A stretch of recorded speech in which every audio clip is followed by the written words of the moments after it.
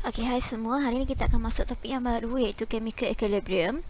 Bila kita sebut tentang equilibrium, kita pun tahu equilibrium bermaksud keseimbangan. Okay, so kita akan melihat keseimbangan daripada segi tindak balas kimia lah. So kita tengok dynamic equilibrium. Dan ni outcomes yang pertama, kita kena tahu apakah itu reversible reaction. And then kita state the characteristic of dynamic equilibrium system and law of mass action or law of chemical equilibrium.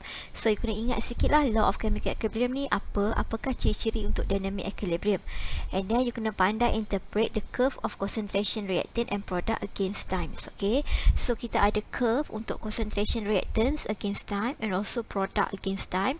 So macam mana dengan concentration of reactants, adakah berkurang ataupun bertambah against time, ataupun macam mana concentration of the product, adakah berkurang ataupun bertambah against time. Okay, so kita tengok yang pertama dahulu iaitu reversible reaction. Apakah dimaksudkan dengan reversible reaction? Reversible reaction adalah the chemical reaction which take place in two direction, both forward and reverse. Maksudnya reversible kita tahu boleh berulang balik. Okay, ulang balik. Okay, daripada reactant A akan converted kepada produk, daripada produk akan converted kembali kepada reactant. Okay, so as you can see arrow yang diberi dekat sini tu, this arrow okay akan menunjukkan reversible reaction. It means that is a reversible arrow, half-headed arrow. Okay, dia indicate a reversible reaction. Untuk reversible reaction kita ada forward reaction. Forward reaction maksudnya daripada reactant to product. Okay, from reactant to product. So kalau kita tengok dekat sini,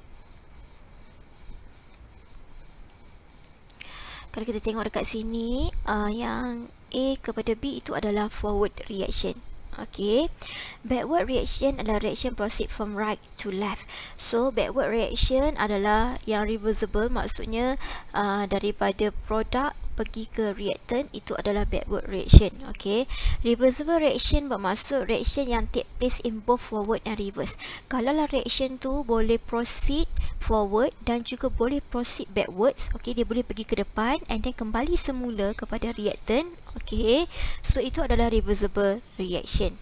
Okay, and then kita kat bawah, many other reaction do not proceed to completion. Okay, selalunya reversible reaction tak akan proceed to completion. Sebab apa?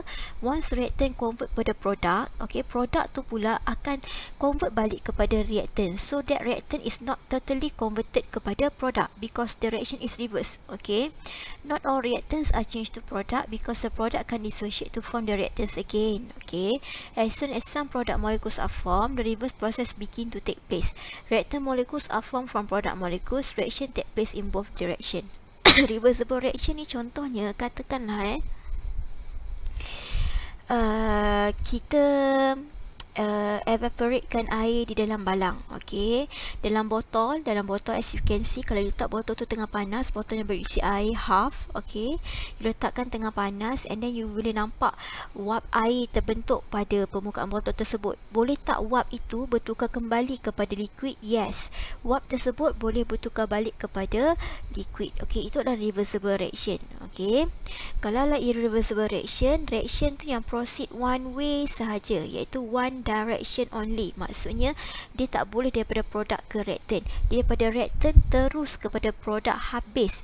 All reactant selalunya converted kepada produk. Okay, kalau tengok single arrow, double hit arrow, itu indicate irreversible reaction. So most chemical reaction proceed to completion.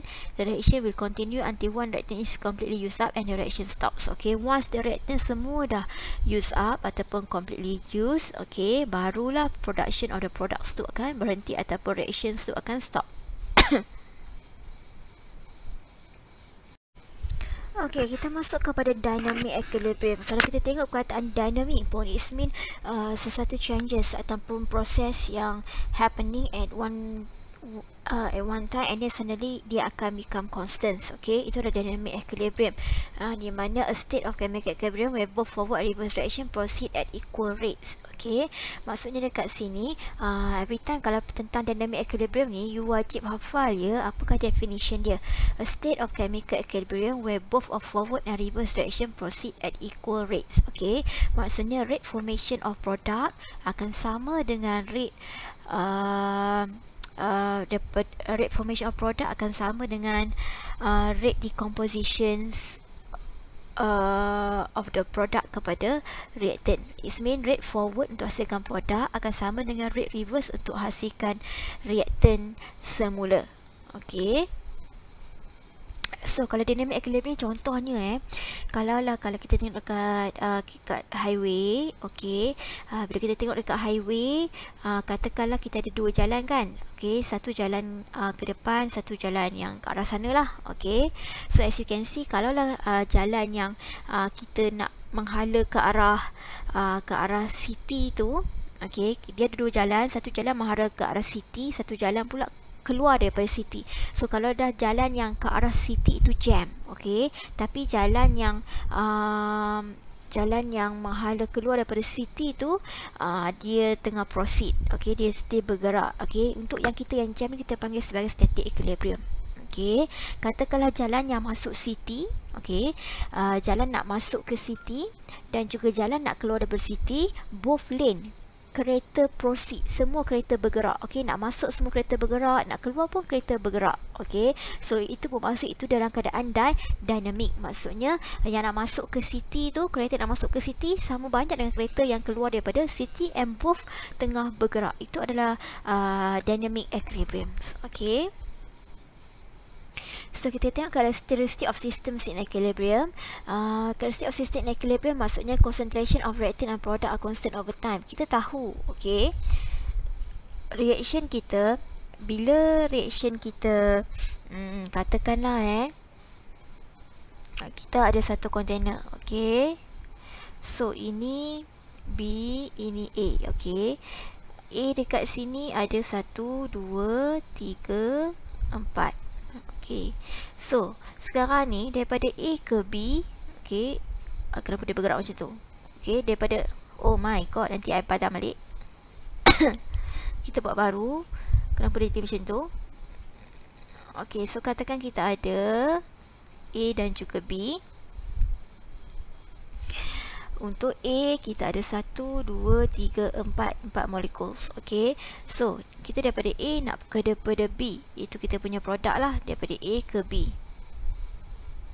A adalah reactant, B adalah produk. So daripada A, reactant kita ni, kita proceed kepada kita punya B, pergi ke B. Okay, so sekarang I nak 3 biji bola tukar kepada B. So sekarang ni yang 3 biji tu tukar kepada B. Okey, once 3 biji tu dah tukar kepada B, okey, 3 biji tukar kepada B, so yang tadi ni tinggal sebiji je lah kan, 3 biji kepada B. So now kalaulah untuk dynamic equilibrium, okey, untuk dynamic equilibrium, daripada 3 biji B ni akan tukar balik kepada A. Okey, so daripada 3 biji B tu tukar balik kepada A. Maksudnya dia hasilkan reaktan semula lah. Sampailah satu masa nanti, okey, sampai satu masa nanti untuk A ada 3 biji, untuk B pun akan ada 3 biji. So bila dia capai satu saat di mana bilangan A, okey, bilangan A sama dengan bilangan B, saat itu kita punya sistem dah capai equilibrium. Okay, so korang mungkin belajar biologi kot. Biologi kan belajar apa osmosis ke something, lupa dah. Isotonik, hypertonik, tak ingat.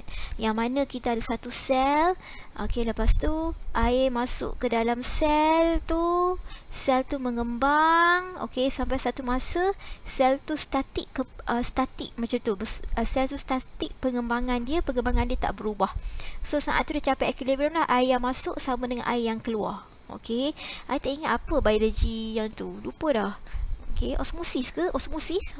Might be osmosis lah kot. Okay, and at one time nanti semuanya akan jadi equilibrate lah.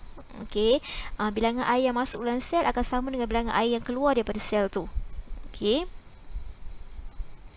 So at one time bila dah bilangan air yang masuk ke dalam sama dengan bilangan air yang keluar, masa saat itulah kita punya concentration untuk reactant ataupun produk tu akan constant over time. Masa itulah rate of forward, iaitu rate of penghasilan produk, akan sama dengan rate of reverse. Okey, akan sama rate of decomposition of that product kepada reactant balik. Okay, so the reaction quotient untuk equilibrium selalunya reaction quotient dia kita letak sebagai K. Okay, dikenali sebagai equilibrium constant. So remember, equilibrium can only occur in closed system. Equilibrium hanya boleh berlaku dalam closed system, maksudnya sistem yang tertutup. Contohnya kita dalam botol yang tertutup, dalam bika yang tertutup, dalam cawan yang tertutup, dalam bekas yang tertutup. Kalau bekas yang terbuka kita panggil sebagai open system. Kalau open system dia takkan bertukar kembali lah. Okay, contohnya kalaulah you letak sebesen air di tengah panas, okay, sebesen air tengah panas, air tu semua dah memejawab ke atas kan, sebab you tak tutup bekas tu, bekas yang berisi air tu. So boleh tak yang dah memejawab tu hasilkan balik air you yang dah kering tu? Tak boleh kan? Berbeza kalau air tu kita letak kat panas tapi kita letak penutup. Okey, maksudnya bekas yang tertutup kita isi air. Okey, air tu memang yes akan tersejat, tapi dia akan tersejat ke penutup, and then at one time air tu akan condense balik untuk jadi liquid. Okey, so kita tengok dekat sini law of mass action or law of chemical equilibrium. For reversible reaction at equilibrium and a constant temperature, a certain ratio of reactant and product concentration has constant value KEQ. Explain the relationship between reactant and product at equilibrium. Okay, pada equilibrium selalunya ini kita guna law of mass action ni, kita nak calculate nilai K lah. Kalau tengok you nak calculate nilai K, iaitu nilai equilibrium, dia mesti concentration of the product, okay, over dengan concentration of the reactant. So K at equilibrium equal to concentration of the product, okay, to the power of dia punya coefficient lah, to the power of A over dengan concentration of reactant to the power of B. Okay, dia mesti product over dengan reactant. Okay, kita continue balik dengan equilibrium constants. Okay, untuk calculate equilibrium constant, iaitu kita punya K equilibrium, nak calculate equilibrium constant, okay, formula dia mestilah concentration of the product, power of coefficient yang dia bagi, over dengan concentration of the reactant. Okay, power yang diberi, okay, coefficient yang diberi. Contohnya dekat sini, as you can see, produknya adalah C and D. Produknya C and D, reactantnya adalah A dan juga B. So kalau kita nak calculate equilibrium constant, equal to concentration of the product C, okay, power kepada koefisien dia, koefisien C ni C kecil kat C kecil, darab dengan concentration of product D, okay, power kepada koefisien dia over dengan concentration of the reactant, okay, power of A darab dengan concentrations of reactant B to the power of coefficient B. Okay, so ini cara kita nak calculate equilibrium constants. Maksudnya apakah concentration pada equilibrium. Untuk dapatkan concentration pada equilibrium, kita kena gunakan this formula. So yang di bawah ini adalah explanation untuk concentration versus time graph for reaction between A dengan B. Ini contoh reaction antara A dengan B lah. Kadang-kadang soalan exam minta you explain concentration versus time graph ni. Okay, as you can see, paksi Y nya adalah concentration, paksi X nya adalah kita punya time. Okay, A adalah kita punya reactant, B kita punya product. As you can see, okay, as time progress, okay, awalnya initialnya concentration reactant banyak, tapi as time progress concentration of reactant ni dah menurun. Okay, and then product pula pada awalnya initialnya 0, tapi once the reaction proceed, okay, from A to B, daripada reactant ke product, so concentration of the product akan meningkat. So as time progress, concentration reactant akan berkurang, okay, and then concentration of product akan bertambah, sampailah satu masa di mana all this concentration dia become constants. Okay, so kat sini dia become constants. So bila starting dia become constant dah kat sini, pada saat inilah kita panggil dia berada dalam keadaan dynamic equilibrium, di mana production of the product, okay, rate production of the product, okay, akan sama dengan rate decomposition to the reactant. Maksudnya rate rate formation masa ni, okay, masa dekat dynamic equilibrium ni, kita tahu rate formation product, okay, akan sama dengan rate decomposition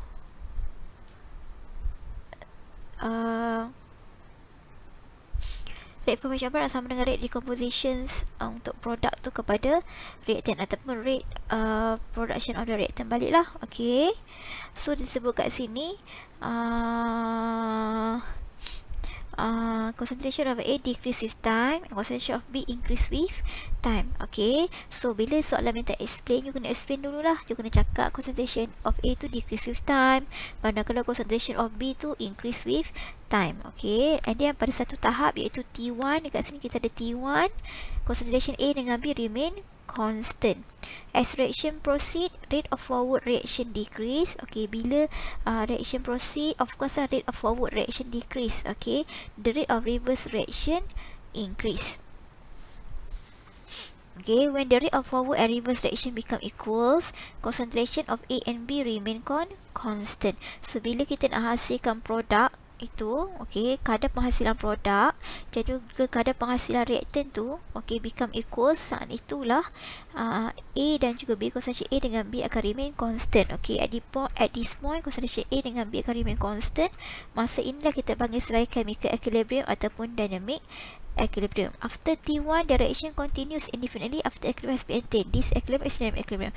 Okay, walaupun reaction tu continue, okay, tapi dia punya nilai tetap akan jadi constant. Okay, sebab dia dah capai equilibrium. Okay, so bila dia minta you explain, you kena explain macam ni lah. Sebiji sama macam point ni. Okay.